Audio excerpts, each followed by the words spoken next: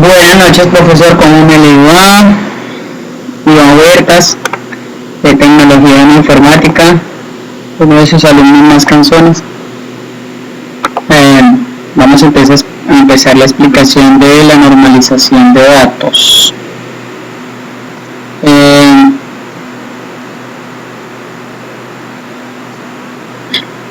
Aquí estoy arreglando esto.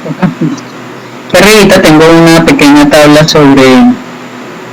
de datos, como se puede dar cuenta, y la selecciono.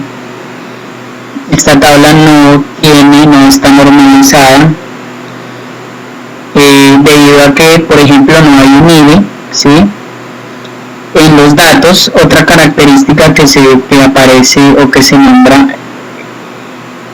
es que no contiene datos atómicos. En el caso, por ejemplo, del cliente Carlos Amaya, ¿sí? A eso se refiere cuando se habla de datos atómicos. Yo podría dividir esos datos, o sea que no son únicos en la celda, sino que pueden estar compuestos. Listo. Esa es otra característica que me da a saber que no está normalizada mi información. Bien. Otra característica que veo que tenemos aquí es que dentro de esa información, dentro de esa tabla, hay información que no es relevante, digamos, para algún tipo de campo. Una característica que tiene, o en el paso 1 como tal, ¿sí? Se habla de que la información, o para estar en el paso 1 debe de existir dentro de cada tabla un ID o una llave primaria, ¿sí? Y que los datos de esa llave primaria deben depender, ¿sí? Digamos, los atributos que tiene cada tabla, pues deben ser dependientes de la llave primaria como tal, o sea que deben tener relación. En el caso, digamos, del inicio tengo una fecha, pero la fecha ahí no tiene relación con el cliente como tal, sino de pronto con un tipo de transacción, entonces a eso se refiere. Aquí abajo tenemos ya una tabla de nuestro primer paso.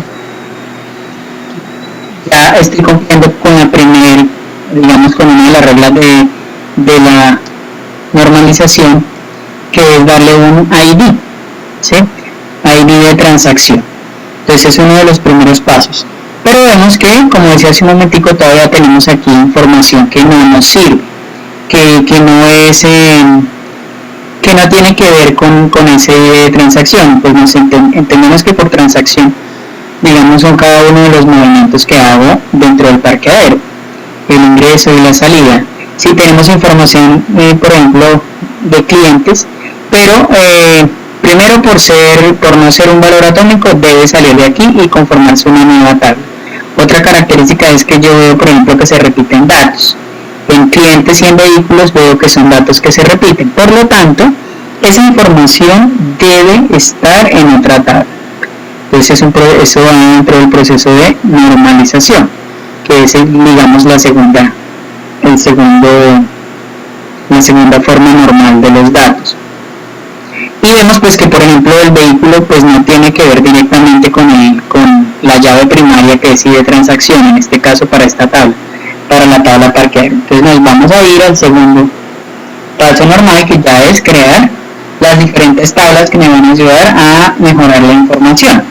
En este paso tengo la tabla de clientes con su respectivo ID, ¿sí? Aquí van 4, tengo 4 posibles clientes, ¿sí? Carlos Amaya con los datos que necesito. Por ahora, pues para mí son relevantes el nombre, la dirección y el teléfono. Digamos, teniendo en cuenta que en un parqueadero yo voy a necesitar el teléfono del cliente para decirle: venga, corre el carro, deje las llaves, no deje las llaves o algo. Y tengo pues un cliente de POS, que es el que generalmente voy a trabajar, porque no necesito muchas veces escribir los datos del cliente, sino más bien datos como la placa, por ejemplo.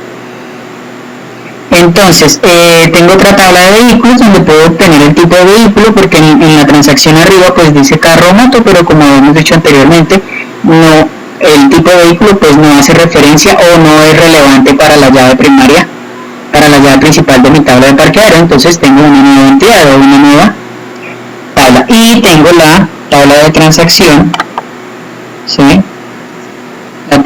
transacciones, que es donde voy a guardar, por ejemplo, las fechas, si es hora de ingreso y hora de salida, fecha de entrada y de salida, ¿sí? Como tal.